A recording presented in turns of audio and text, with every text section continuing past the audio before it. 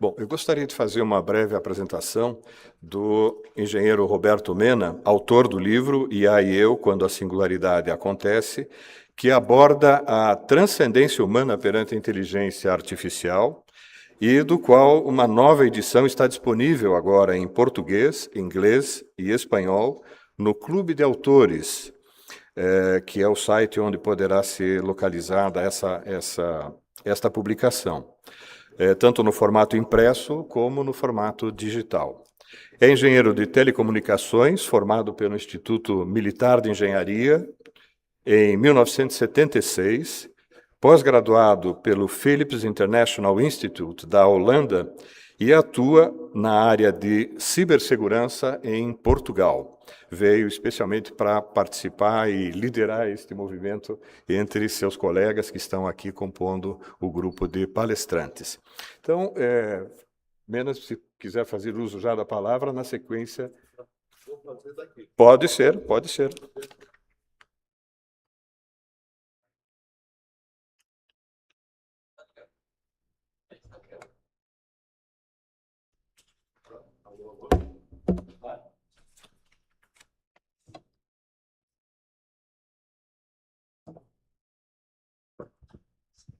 Alô? Ok.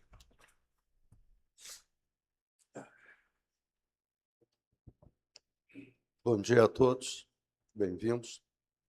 É a primeira vez que eu falo com um microfone, normalmente microfone de lapela, e eu falo mais com as mãos. Quando eu vim para cá pela manhã, o que me veio à cabeça foi a pergunta, mas o que realmente que eu estou fazendo aqui?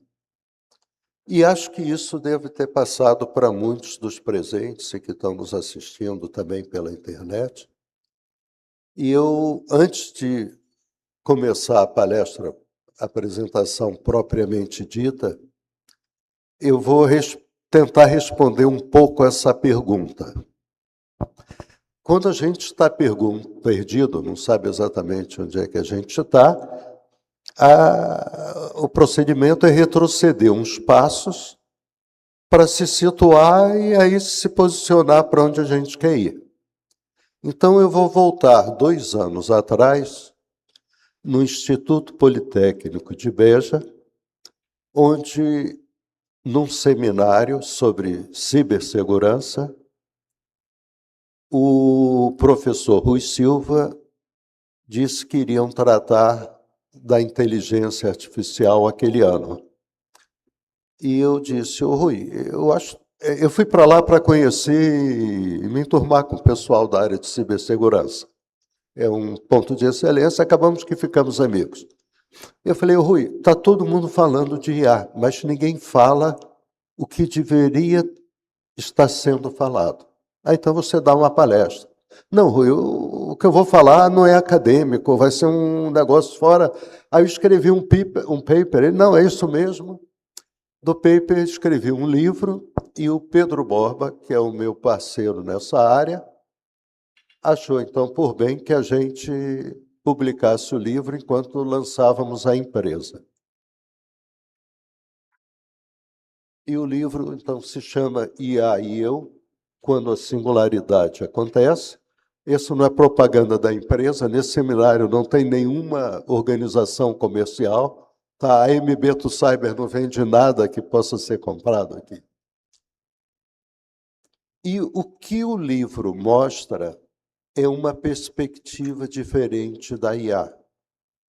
Não é que a IA está chegando na humanidade agora, mas é a humanidade que chegou na IA, num estágio de evolução. E isso muda totalmente a maneira como nós olhamos a IA. Nesse desenvolvimento, eu coloco o nós, ou seja, o ser humano, composto de um corpo, às vezes atlético, com uma barriguinha para disfarçar, um cérebro, onde reações eletroquímicas elas abrigam uma mente, da onde se saem as filosofias, as matemáticas, e um terceiro fator que nós vamos ter que assumir. Nós não podemos olhar o futuro da humanidade se não olharmos o ser humano completo. Como é que vai ser o futuro do pé? Não faz sentido.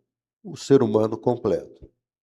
Esse terceiro fator é para onde apontam as religiões.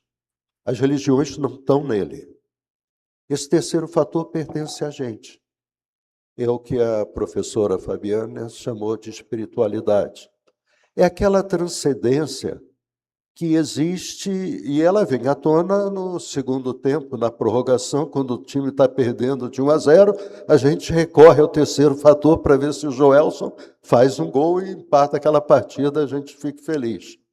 Mas ele está presente no dia a dia. Se nós estamos usando pouco, é um fator que é natural que esteja acontecendo dessa maneira. Nesse livro, no capítulo 4, eu dou a palavra para a inteligência artificial para ela dizer se aquilo que eu estou propondo faz sentido, é coerente, ou se é para jogar fora. E ela concordou comigo.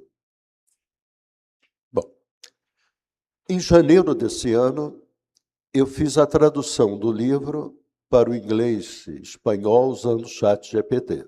E aí já começamos com uma certa intimidade, e me achei no direito de pedir uma crítica agora profunda ao livro, já que ele conheceu bastante e nós nos conhecemos também.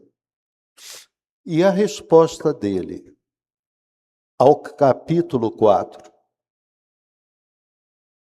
eu achei surpreendente. O que ele coloca, eu posso ler aqui na frente, o texto não ataca a inteligência artificial. Não a demoniza, nem a glorifica. Ele a recoloca em seu lugar ontológico próprio. Essa era a minha intenção. Então, fiquei feliz, estamos de acordo. Mas continua. A IA é mostrada fazendo exatamente aquilo que faz melhor. Classificar, organizar, sintetizar, contextualizar. Aí, o ChatGPT, a IA já chega num ponto que eu não consigo de síntese, mas exatamente. E continua. Mas o limite aparece naturalmente. Não vive a pergunta, a IA. Não atravessa o risco, não experimenta o terceiro fator e, crucialmente, não percebe que não percebe isso.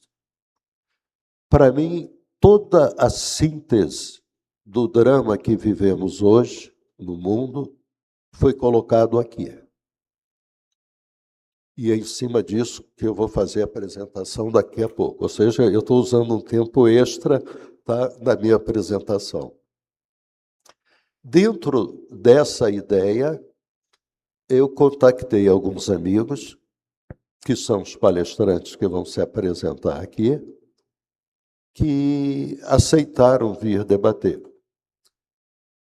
São pessoas que têm um currículo fabuloso, mas como eu conheço muitos já de muito tempo e trato mais na intimidade, então vou me referir pelo primeiro nome, mesmo porque a posição de vir debater o futuro da humanidade, quando profissionalmente não tem nenhum benefício, porque tem um currículo invejável, né?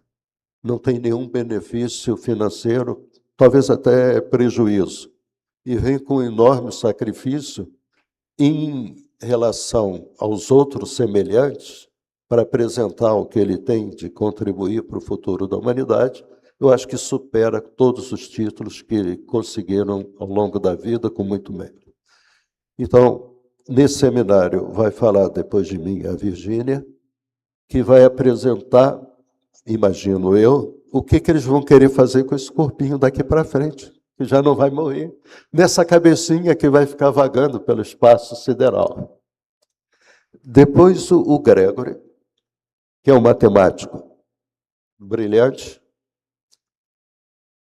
ele vai apresentar algumas nuances do futuro da humanidade. E isso, para mim, enche de satisfação, porque todo matemático, antes de tudo, ele é um poeta. Tá, eu acho que ele usa a matemática para exprimir a poesia dele.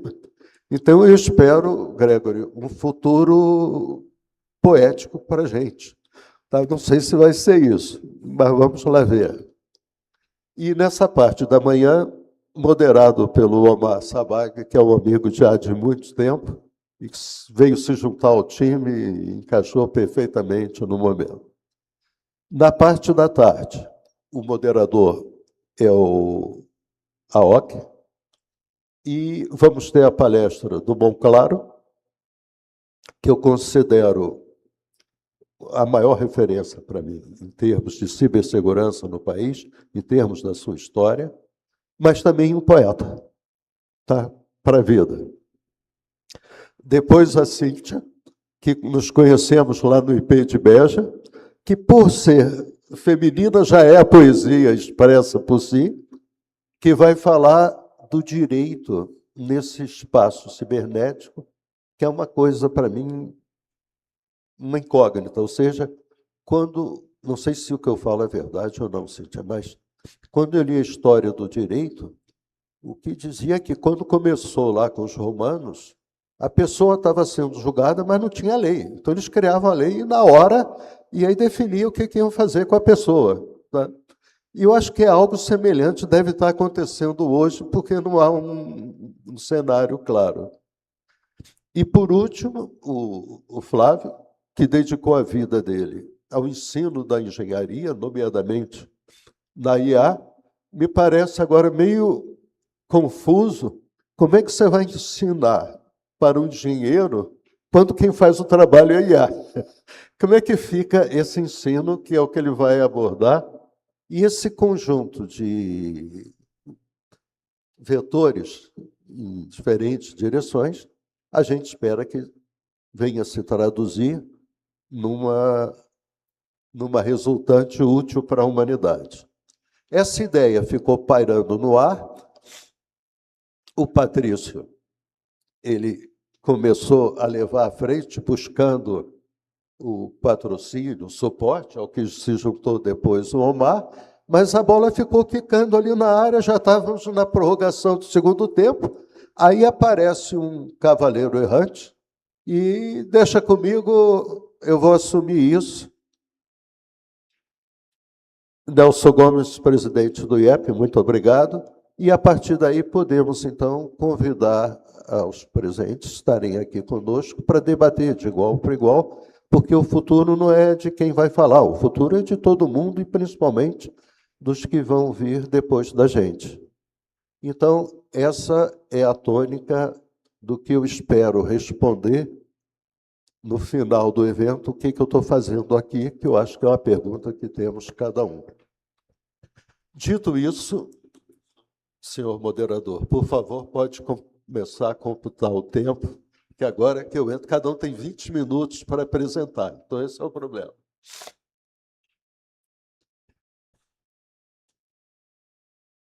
Como é que está o mundo hoje? Aí não dá para retroceder 2 anos. Aí vamos retroceder 4 bilhões de anos para poder entender como é que nós chegamos aqui. O planeta começa a se formar. E no planeta, a vida começa a se desenvolver. Ao bem da verdade, nós não sabemos o que é a vida. Não sabemos também o que é o tempo. Acho que fisicamente, não sei. O Gregory depois que me corrija. Mas, a partir de alguns bilhões, a vida se expressa na forma de uma célula. Isso é fabuloso. E essa célula, ela tem o universo dentro dela. E, a partir daí, vieram os organismos multicelulares, as plantas, os peixes, as aves, os mamíferos, dos quais a gente conhece somente um quase nada por cento, é o que a gente tem dos fósseis, não tem mais nada.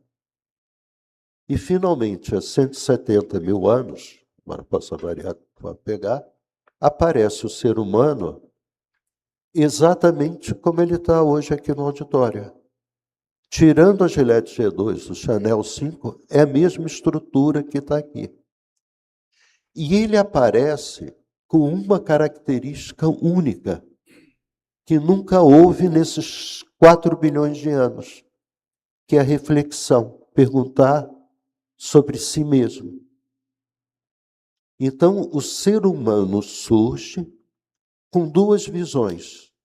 Uma visão onde ele olha o exterior e busca a sua sobrevivência no mundo, e uma visão interior, onde ele busca o seu significado no mundo. E ao longo desse tempo ele vai desenvolver isso.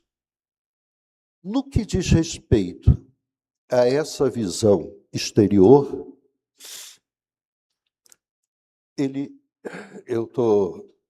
a gente vai ficando velho, as alergias aparecem, está terrível. Ele vai desenvolver, para mim, marcante, principalmente nos últimos 12.000 anos, diferentes patamares lógicos para ele atuar. É como se ele tivesse o hardware, ele vai desenvolver o software.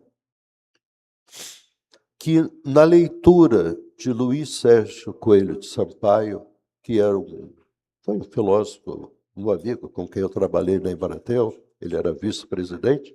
Na época que eu trabalhei na Embratel, o que a gente trabalhava era a visão de Sampaio. O que vai ser do mundo quando inventarem a internet? E ver a sociedade da informação. Como é que a gente pode preparar a sociedade para essa fase? Então, o Sampaio vê no Ocidente esse desenvolvimento em 4 patamares. 4 culturas marcantes que foram caracterizadas por uma lógica. A lógica é a maneira de pensar.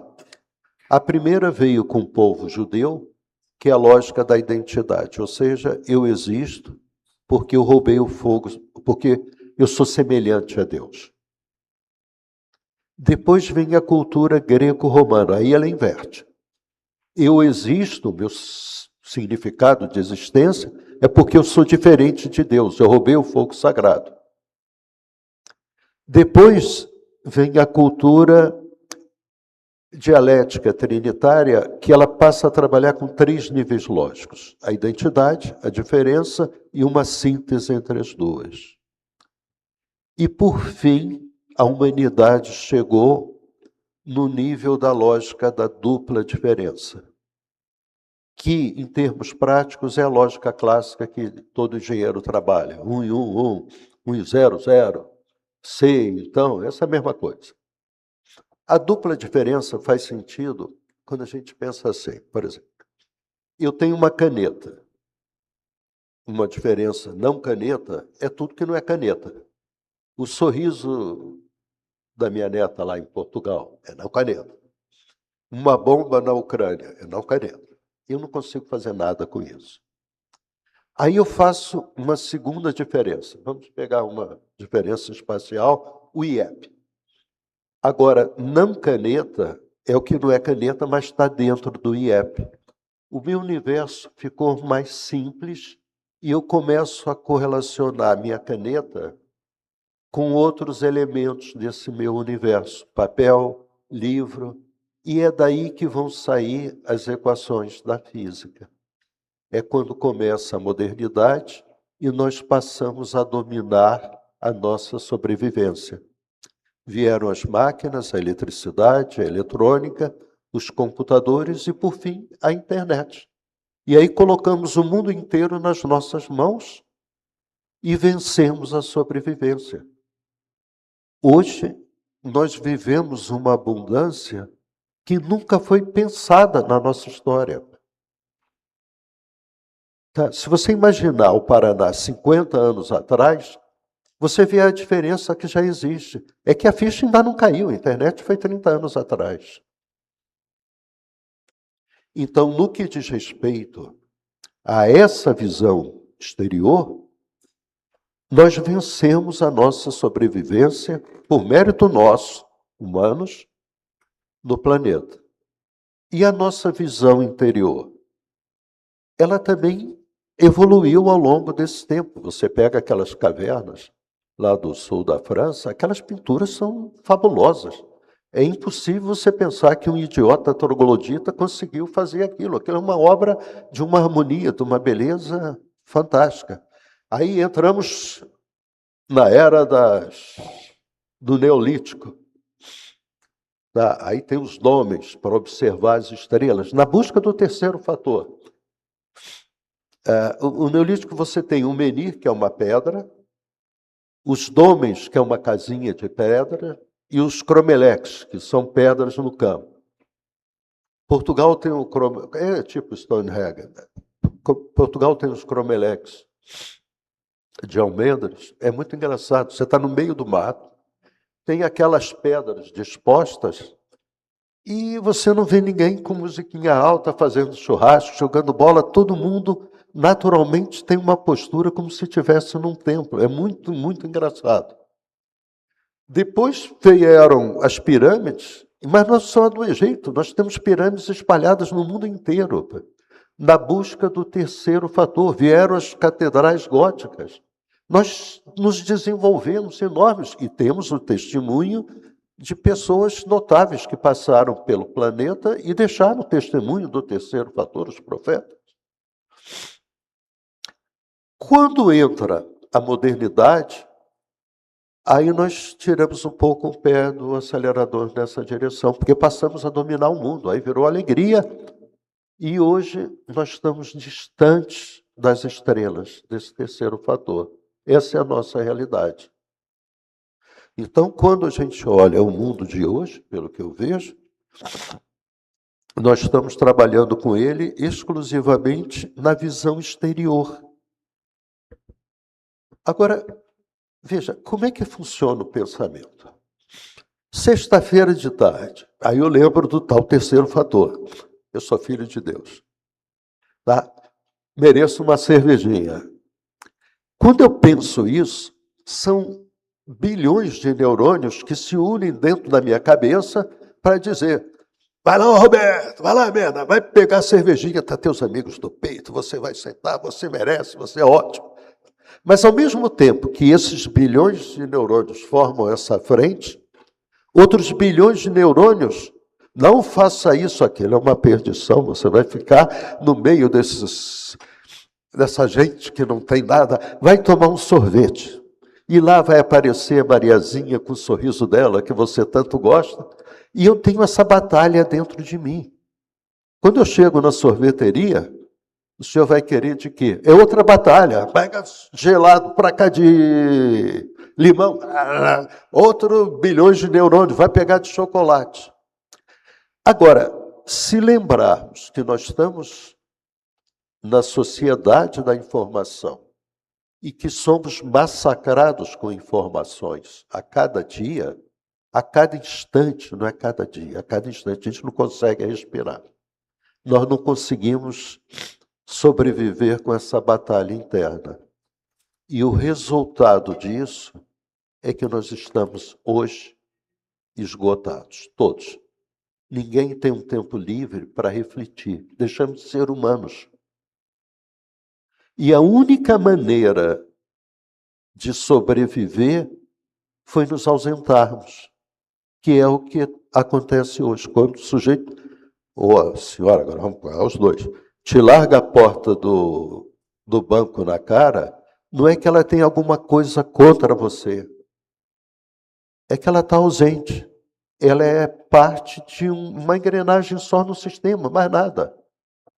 Não tem mais a vida. E o resultado disso é a busca pelas drogas, para você fingir que tem o terceiro fator, uma transcendência, é você assumir as identidades as mais diversas possíveis. E mesmo, sinceramente, eu acho que esse movimento que é a esquerda, a juventude, ela apoia de um movimento à esquerda, ele não é político. Ele existe tanto para a direita. Nós estamos fartos. Nós queremos parar com isso. Essa que é a nossa realidade. Então, a questão que se coloca é, agora com a IA, generativa, nós vamos extinguir? O humano vai acabar? Para mim, essa é a grande questão que é colocada para o mundo nesse momento, que é o que ele sofre. E vamos ser sinceros. Do ponto de vista da visão exterior, a IA é a sistematização do mundo e a nossa vida eterna, ela é fantástica. Vão aparecer remédios, a cura para as doenças, nós vamos viver eternamente. Está fabuloso. Nosso cérebro vai ser preservado, vamos ter tudo. E a nossa visão interior? A sistematização do mundo é a morte. Porque, veja, eu pego a amizade. Eu tenho uma amizade por alguém. Me pode pegar um pouquinho d'água? Essa amizade, ela não é feita por palavras. Ela é feita por um sentimento que você tem com a outra pessoa. Tanto é quando você tem amigos, e todo mundo aqui já experimentou isso, você tem amigos que você não vê há anos, e você encontra, não tem nenhuma distância. Eu tenho aqui vários deles. Porque a amizade ela é feita de um outro nível, então não adianta uma IA colocar palavras que ela não vai unir. Pensa num beijo. E se quiserem chegar em casa, pede para a IA dizer o que é um beijo. Você vai ter páginas e páginas, tá, de todas elas dizendo o que é um beijo. Mas só quando você der um beijo é que você vai saber o que é um beijo, aquilo tudo vai para o lixo que não serve para nada. E é essa vida interior, que é a nossa vida em si, que nós estamos deixando de fora para ser uma parte de uma engrenagem para produzir. Esse é o drama que nós estamos vivendo. Então, o que eu vejo no mundo é um movimento que começa agora para repor aquele terceiro fator.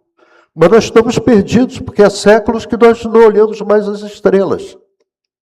E mais, nós não vamos poder utilizar a mesma linguagem de 3, 4 mil anos atrás, de 2.000 anos atrás. Nós vivemos no mundo de IA, de física quântica. Não faz sentido agora nós usarmos uma linguagem que não se adapta à nossa linguagem.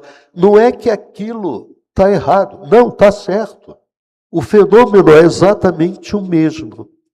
Mas nós vamos ter que criar uma forma de nos aproximarmos, com licença,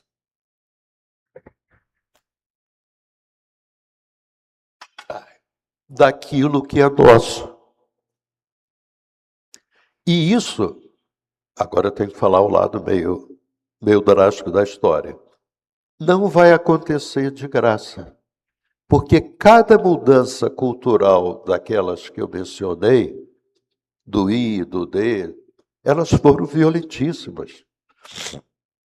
Quando a modernidade começa, ela não começa com um botando a mão no ombro do outro, escuta, nós vamos começar a modernidade.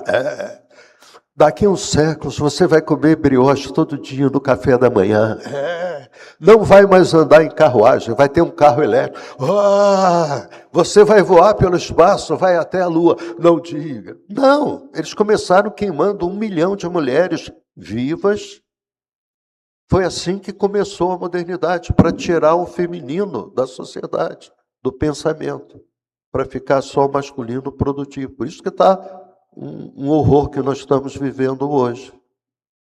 E quando nós olhamos, isso para mim é que é engraçado, o que a IA está nos dizendo, ela está nos dizendo exatamente isso. Se vocês olharem ali está, para mim, eu leio aquilo da seguinte forma: acorda, deixa de ser idiota e ficar procurando um pedestal tecnológico.